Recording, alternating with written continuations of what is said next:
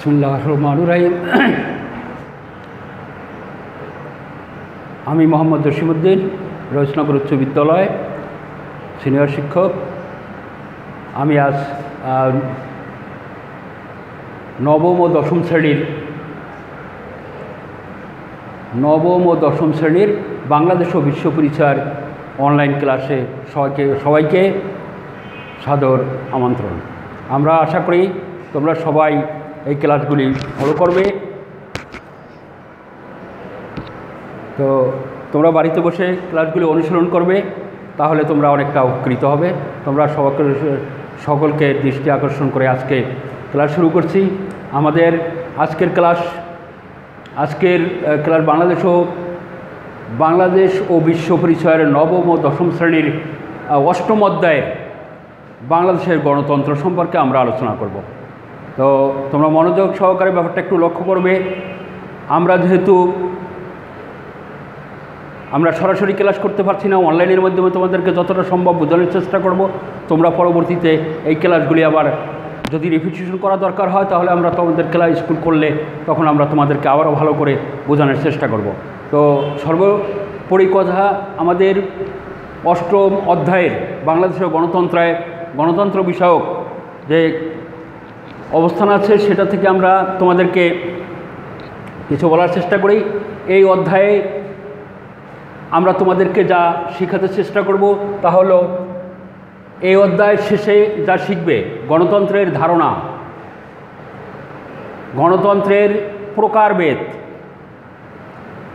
তারপরে গণতন্ত্রের দোষ গুণ। আমরা সবাই জানি গণতন্ত্র যে কোনো অবস্থানের একটা দোষ এবং গুণ আছে, সেই হিসেবে আমরা গণতন্ত্রের দোষ গুণ সম্পর্কে তোমাদেরকে আলোচনা করব। এবং এই অধ্যায়ের সর্বশেষে বাংলাদেশের গণতান্ত্রিক অবস্থান কি তা আমরা স্পষ্ট করে বলতে পারব। তো তোমরা প্রথমেই আমরা বলবো গণতন্ত্র কি। গণতন্ত্র হলো জনগণের শাসন। তোমরা সবাই জানো, আমাদের এই বাংলাদেশে গণতন্ত্রের মাধ্যমে নির্বাচিত হয়। সেই গণতন্ত্রের কথাই আমরা আজকে কিছুটা আলোচনা করলাম। বিশ্বের প্রায় প্রত্যেকটি দেশেই গণতন্ত্র বর্তমানে প্রচলিত আছে। তো এই প্রচলিত গণতন্ত্রের মধ্যে সাধারণভাবে গণতন্ত্র বলতে বোঝায় যে শাসন ব্যবস্থায় ক্ষমতা মুষ্টিমেয় লোকের হাতে ন্যস্ত না থেকে জনগণের হাতে ন্যস্ত থাকে। এইটা কি মূলত গণতন্ত্র বলা হয়। রাষ্ট্রের সব জনসাধারণের উপর এটার দায়ভার বর্তায়। তো এই গণতন্ত্র জনগণই তাদের সরকার গঠন করে থাকে। গণতান্ত্রিক শাসন ব্যবস্থায় জনগণ তাদের গণতন্ত্রের ক্ষেত্রে সরকার গঠন করে থাকে। গণতন্ত্র হলো এমন একটি রাজনৈতিক ব্যবস্থা যে এখানে নির্ধারিত মেয়াদের শেষে সরকারের পরিবর্তনের লক্ষ্যে সুষ্ঠু ও সাধারণ নির্বাচনের মাধ্যমে ক্ষমতা পরিবর্তন করা এবং সর্বজনীন ভোটাধিকারের মাধ্যমে ক্ষমতা পরিবর্তন করা হয়। এইটা কি বলা হয়? অর্থাৎ এক কথা হলো গণতন্ত্র হলো ওই শাসনতন্ত্র যেখানে প্রত্যেক জনগণ তাদের শাসনতন্ত্রে অংশগ্রহণ করে। এটা জনগণের নির্বাচিত ব্যক্তি গণতন্ত্র শাসন ব্যবস্থায় অংশগ্রহণ করে থাকে। তাহলে জনগণের দ্বারা নির্বাচিত প্রতিনিধির মাধ্যমে শাসন কার্য পরিচালনা এবং রাষ্ট্রের কার্যক্রম জনগণের অংশগ্রহণের মাধ্যমে তাদের স্বাধীনতা সংরক্ষণ এবং কল্যাণ বৃদ্ধির ব্যবস্থা গণতন্ত্রের সমাজের বৈশিষ্ট্য। তাহলে আমরা এই অধ্যায়ের যে টপিকসগুলো আলোচনা করব সেটার মধ্যে প্রথমটা হলো গণতন্ত্রের ধারণা। তাহলে গণতন্ত্রের ধারণা বিভিন্ন সময় বিভিন্ন জন দিয়ে গেছেন। তার মধ্যে আমেরিকান প্রেসিডেন্ট আব্রাহাম লিঙ্কনের যে গণতন্ত্র, সেখানে উনি বলেছেন গণতন্ত্র হলো জনগণের জন্য জনগণ দ্বারা নির্বাচিত সরকার ব্যবস্থা, জনগণের জন্য জনগণ দ্বারা নির্বাচিত শাসন ব্যবস্থা।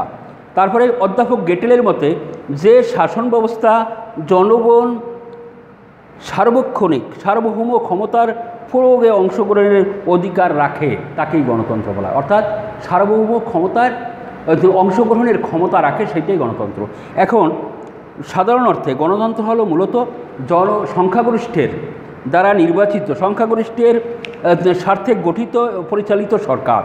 এর অর্থ এই নয় যে গণতন্ত্র সংখ্যালঘু মতামত এবং স্বার্থকে উপেক্ষা করা হয়ে থাকে।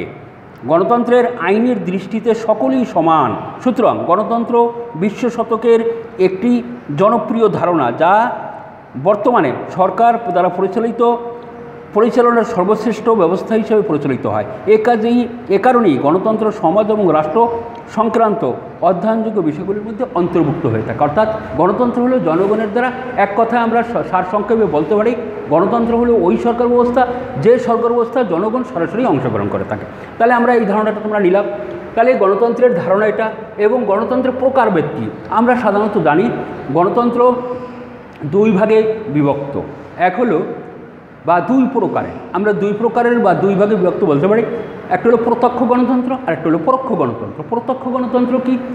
যে শাসন ব্যবস্থায় প্রত্যক্ষ, যেমন গণতন্ত্রের ধারণা বলতে গণতন্ত্রের প্রকারভেদের মধ্যে আবার গণতন্ত্র দুই প্রকার। ধরো দুই প্রকার হইল, এক হইল প্রত্যক্ষ গণতন্ত্র, প্রত্যক্ষ গণতন্ত্র বলি ওই গণতন্ত্রকে যে গণতন্ত্রে জনগণ সরাসরি অংশগ্রহণ করে থাকে। আমরা জানি প্রাচীন গ্রিসে ওই দেশের জনগণ সবাই অংশগ্রহণ করত। কীভাবে সম্ভব হতো সেটা? সেই সময় জনসংখ্যা ছিল অত্যন্ত কম, অর্থাৎ যে একটা নির্দিষ্ট শহরকে কেন্দ্র করে তখন গণতন্ত্র প্রচলিত হতো। তখন পৃথিবীতে লোকসংখ্যা কম থাকার কারণে তখন মানুষ সবাই শাসনতন্ত্রে অংশগ্রহণ করতে পারত।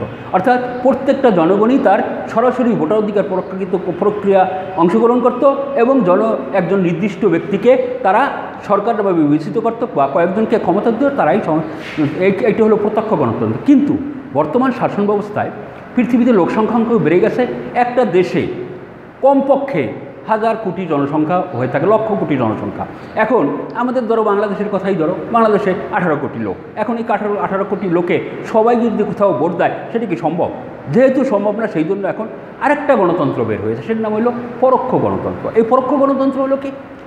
এলাকাবাসী বা কোনো দেশকে কতগুলো কনস্টিটিউশনে বা কতগুলো বিভক্ত করা হয়তো, কতগুলো অংশে বিভক্ত করা হয়। এক একটি অংশে এক একজন মেম্বার অফ পার্লামেন্ট বা সংসদ সদস্য থাকেন। এই সংসদ সদস্য নির্বাচন করার জন্য সাধারণত জনগণ, ওই এলাকার জনগণ, নির্দিষ্ট এলাকার জনগণ ভোট দিয়ে থাকে, এবং ভোট দিয়ে তাকে সংসদে পাঠায়। সংসদে বসে যেই আলোচনা হয় সেই আলোচনা অংশগ্রহণ করে, এবং অংশগ্রহণ করার পরে সেখানে যে শাসনতন্ত্রে যেই নতুন আইন প্রয়োগ করা হয় সেই আইনটা জনগণের স্বার্থ হয়। তাহলে ওই নির্দিষ্ট এলাকার জনগণ যাকে পাঠালো সে গণতন্ত্রের জন্য সংসদে গেল, এবং সংসদে যে আইন পাস করলো তার মানে হলো পরোক্ষভাবে এই এলাকার যেই নির্দিষ্ট এলাকার জনগণ সবাই ওনার মাধ্যমে অংশগ্রহণ করলো। এইটা হলো পরোক্ষ গণতন্ত্র। তাহলে প্রত্যক্ষ এবং পরোক্ষ গণতন্ত্র, পরোক্ষ গণতন্ত্র। তাহলে প্রত্যক্ষ পরোক্ষ গণতন্ত্র আমরা যদি ধরি, তাহলে আমরা প্রত্যক্ষ পরোক্ষ গণতন্ত্র। এখন পরোক্ষ গণতন্ত্র কি? অর্থাৎ জনগণ সরাসরি শাসন কার্যে অংশগ্রহণ না করে তার মনোনীত প্রার্থী বা প্রতিনিধি শাসন কার্যে অংশগ্রহণ করে, এইটা কি বলা হয়? পরোক্ষ গণতন্ত্র। তাহলে আমরা মূল কথা বলতে পারি এটা গণতন্ত্র দুই প্রকার, একটা প্রত্যক্ষ গণতন্ত্র আর একটা হলো পরোক্ষ গণতন্ত্র। প্রত্যক্ষ গণতন্ত্র সরাসরি জনগণ অংশগ্রহণ করে, আর পরোক্ষ গণতন্ত্রে সাধারণত তার প্রতিনিধি অংশগ্রহণ করে। এরপরে আছে প্রত্যক্ষ ও পরোক্ষ গণতন্ত্রের পরপরই হলো আমাদের গণতন্ত্রের দোষগুণ। আমরা জানি প্রত্যেকটি ব্যবস্থার একটি দোষগুণ আছে। এখন সর্বসাকুল্যে কথা হলো এর দোষ কী এবং গুণ কী। আমরা যদি ধরি দোষাবলী যদি আমরা ধরি, গণতন্ত্রের দোষ গুণ যদি আমরা ধরি, গণতন্ত্রের সুন্দর দিকগুলো হলো গণতন্ত্রকে আইনের অনুশাসনে প্রতিষ্ঠা করা। এখন আমরা যদি প্রথমে গুণগুলো আলোচনা করি তাহলে আমাদের মধ্যে হয় প্রথম লেখে অনুশাসনে অংশগ্রহণ করা। এটি হলো দায়িত্বশীল ব্যবস্থা, শাসন ব্যবস্থা। এ শাসন ব্যবস্থা সরকারের জনগণের প্রত্যক্ষ ভোটে নির্বাচিত হয় এবং জনগণের কাছে সরকারের জবাবদিহিতা থাকে। গণতান্ত্রিক শাসন ব্যবস্থা হলো জনগণ দ্বারা পরিচালিত সরকার স্বৈরাচারী পন্থায় নিয়ন্ত্রণ, দমন, নিপীড়ন, আচরণ এবং জনসংখ্যা শাসন ব্যবস্থা কোনোক্রমেই কাম্য নয়। আমরা কেউই এটা চাই না, অর্থাৎ কেউ আমাদেরকে নিষ্পেষিত করুক, কেউ আমাদেরকে ক্ষমতার অপব্যবহার করুক, এটা চাই না। এই কারণেই আমরা চাই কি আমাদের সর্বসাকুলে আমরা সবাই মিলে যাতে একটি সুন্দর সমষ্টিগত সমাজ গঠন করতে পারি, সেই জন্য আমাদের গণতন্ত্রের দোষ বা গুণাবলী আমাদের প্রয়োজন। পক্ষান্তরে এই অবস্থা জনগণের স্বাধীনতা এবং বাক স্বাধীনতার স্বীকৃতি পায়, অর্থাৎ জনগণের দোষগুলোতে এই গুণগুলোতে এটা আমাদের প্রকৃত, ফলে আমাদের মধ্যে রাজনৈতিক এবং গণসচেতনতা বৃদ্ধি পায়। এই ব্যবস্থা জনগণের সরকার হিসেবে পরিচিত হয়। এই ব্যবস্থা কি জনগণের সরকার, জনগণ দ্বারা আস্থা এ ধরনের সরকার টিকে থাকতে পারে। এই অবস্থায় ব্যক্তি বা আত্মবিকাশের সর্বাধিক সুবিধা লাভ করে। যদি গণতন্ত্রের ক্ষেত্রে কোনো সরকার কোনো অপব্যবহার করে, তাহলে জনগণ তাকে আবার সেখান থেকে বহিষ্কার করতে পারে বা ভোট না দিয়ে তাকে পুনর্নির্বাচিত না করতে পারে। সেই দিকে এইটা হলো এই গণতান্ত্রিক সরকারের গুণাবলীর মধ্যে অন্তর্ভুক্ত। আর যদি এটার দোষাবলীর কথা ধরি তাহলে গণতন্ত্র ব্যবস্থার বেশ কিছু সীমাবদ্ধতা এবং ত্রুটি রয়েছে। এই ত্রুটির মধ্যে প্রাচীনকালের প্রত্যক্ষ মনীষী এবং দার্শনিকগণ যেমন প্লেটো, অ্যারিস্টটল গণতন্ত্রের মূর্খের শাসন বা অযোগ্যের শাসন বলা হয়েছে, কারণ তারা মনে করেন যে জনগণ দ্বারা একজন অশিক্ষিত মূর্খ লোক যদি এলাকার জনগণ তাকে নির্বাচিত করে, তাহলে সেই সংসদে যাবে। এই জন্যই বলা হয় এটাকে মূর্খ শাসন, অর্থাৎ জনগণ যাকে পছন্দ করলে সেই হলো এই ক্ষেত্রে সর্বাধিক গুরুত্বপূর্ণ ব্যক্তি, আর সর্বাধিক গুরুত্বপূর্ণ ব্যক্তি বিদায় তাকে আমরা সবাই সংসদে পাঠাতে পারি। এই ক্ষেত্রে সে শিক্ষিত হতে পারে, অশিক্ষিত হতে পারে, সে মূর্খ হতে পারে, কিন্তু আসলে এলাকার জনগণ বা জনগণ যাকে নির্বাচিত করেন তিনি কিন্তু আর একজন উপযুক্ত ব্যক্তি বিধায়ী তাকে নির্বাচিত করে। এটি হলো গণতন্ত্রের দোষাবলীর মধ্যে অন্তর্ভুক্ত। এছাড়া বাস্তবে গণতন্ত্র সংখ্যাগরিষ্ঠের শাসনে পরিণত হয়, অর্থাৎ যদি সংখ্যাগরিষ্ঠরা অত্যাচারী হয়ে থাকে, তাহলে শাসন ব্যবস্থা অত্যাচারী হয়ে থাকে। সংখ্যাগরিষ্ঠ যেদিকে তাকায় সেদিকেই কিন্তু গণতন্ত্রের দিকে হয়। এই কারণে গণতন্ত্রের দোষের মধ্যে এইটা, অর্থাৎ ভালো লোক সেখানে স্থান নাও পেতে পারে, এই কথাটা বোঝা গেছে। এতে বিভিন্ন ক্ষেত্রে মতপার্থক্য এবং সংঘর্ষের সৃষ্টি হয়ে থাকে, জাতীয় সংহতি বিনষ্ট হতে পারে। এছাড়া রাজনৈতিক দলগুলো নিজেদের মধ্যে পারস্পরিক সমঝোতা প্রতিষ্ঠায় ব্যর্থ হতে পারে, দ্বিধাদ্বন্দ্বে বিভক্ত হতে পারে, গণতন্ত্রের সম্মতির মুখোমুখি হতে পারে। অনুন্নত দেশগুলোকে সরকারি দল নিজ দলের স্বার্থের প্রতি লক্ষ্য রেখে শাসনকার্য পরিচালনা করে থাকে, ফলে অর্থাৎ নিজের দলকে তারা গুরুত্ব বেশি দিয়ে থাকে। এইটা একটা গণতন্ত্রের দোষাবলীর মধ্যে অন্তর্ভুক্ত, অর্থাৎ নিজের দলের স্বার্থটা থেকে বেশি চোখে দেখার চেষ্টা করে। এই অবস্থা করে গণতন্ত্রের দোষ দেখা যায়, এগুলোকে অসন্তোষ দেখা দেয়, ফলে জনগণ দ্বিধাবিভক্ত হয়ে পড়ে এবং দেশের মধ্যে বিভিন্ন রকম সমস্যার সৃষ্টি হয়ে থাকে। গণতন্ত্র তুলনামূলক ব্যয়বহুল শাসন ব্যবস্থা, ঘন নির্বাচন ব্যবস্থা হয়ে থাকে, জনমত গঠন হয়ে থাকে, ব্যাপক প্রচার কার্য পরিচালিত হয়ে থাকে এবং সরকারের রাজনৈতিক দল এবং প্রার্থীদের প্রচুর অর্থ ব্যয় করে থাকে। এগুলো হলো গণতন্ত্রের দোষাবলীর অন্তর্ভুক্ত। অর্থাৎ যদি গণতন্ত্র সঠিকভাবে সর্বোপরি যদি আমরা মনে করি যে গণতন্ত্রের দোষগুণ যাই থাকুক না কেন, তাহলে দেশকে গণতান্ত্রিকভাবে পরিচালিত করা হলো সর্বোত্তম পদ্ধতি। এটা আমাদের মনে রাখতে হবে যে আমরা দেশকে সর্বাধিক গুরুত্ব দিয়ে দেশের কল্যাণের কথা বিবেচনা করে গণতান্ত্রিক শাসন ব্যবস্থা, আধুনিক শাসন ব্যবস্থা, যুগ উপযোগী শাসন ব্যবস্থা, এটাই গণতান্ত্রিক শাসন ব্যবস্থা। অর্থাৎ আমরা গণতান্ত্রিক শাসন ব্যবস্থাকে সবচেয়ে বেশি মূল্যায়ন করব। এই জন্য আমরা গণতান্ত্রিক শাসন ব্যবস্থার প্রতি সবাই দোষগুণ থাকা সত্ত্বেও এটাকে আমরা দোষের দিকে না তাকিয়ে এর গুণকে বিবেচনা করে গণতান্ত্রিক শাসন ব্যবস্থার প্রতি এগিয়ে যাব, আস্থা রাখবো, এটি আমাদের চিন্তা। এখন বাংলাদেশের গণতন্ত্র, আচ্ছা, এরপরে আমরা আলোচনা করতে পারবো এই অধ্যায়ে, অর্থাৎ এখানে আমরা বাংলাদেশের শাসন ব্যবস্থা কেমন এবং গণতান্ত্রিক শাসন ব্যবস্থা কেমন সেটা আমরা আলোচনা করব। 1947 সালে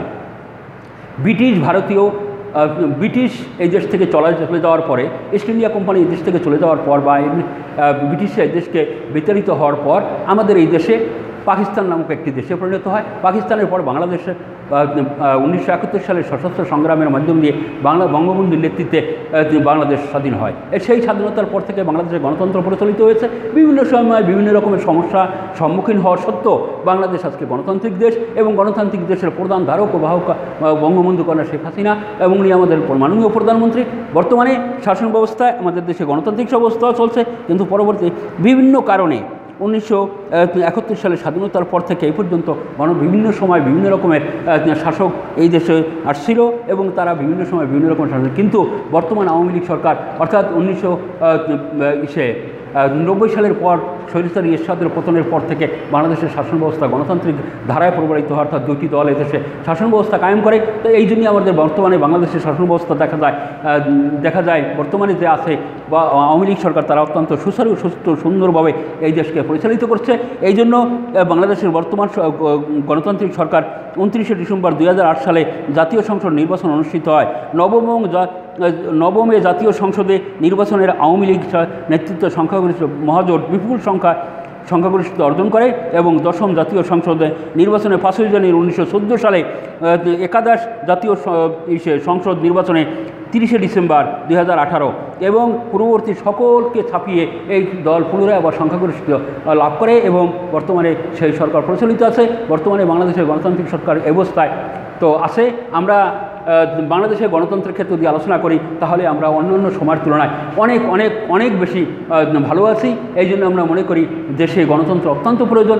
তোমরা সকলে গণতন্ত্রকে রাষ্ট্র ব্যবস্থার মধ্যে আমরা আছি। আমাদের শিক্ষা ব্যবস্থা, আমাদের জাতীয় উন্নতি, অর্থনীতি সবগুলি গণতান্ত্রিক স্বাস্থ্য ব্যবস্থার কারণে অনেক বেশি ভালো আছে। আমরা সবাই ভবিষ্যতে যাতে এই গণতন্ত্র টিকে থাকে সেই ব্যবস্থা করব। তোমরা যারা ছাত্র আছো তারা এই ব্যাপারে সবাইকে সহযোগিতা করবে। আর এই বলেই আজকে আমাদের নবম দশম শ্রেণীর বাংলাদেশ বিশ্ব পরিচয় ক্লাস শেষ করলাম। তোমরা সকলে ভালো থেকো, বাসায় থেকো, বাইরে গেলে তোমরা সবাই মাস্ক পরবে, আর ঘরের বাইরে গেলে বাইরের থেকে আসলে সাবান দিয়ে হাত ধুবে, শরীরের প্রতি যত্ন নেবে, ঘরে বসে পড়াশোনা করবে, স্কুল যখন খুলবে তোমরা আসবে। এর মধ্যে ভালো থাকো। আল্লাহ হাফেজ, সবাই ভালো থেকো।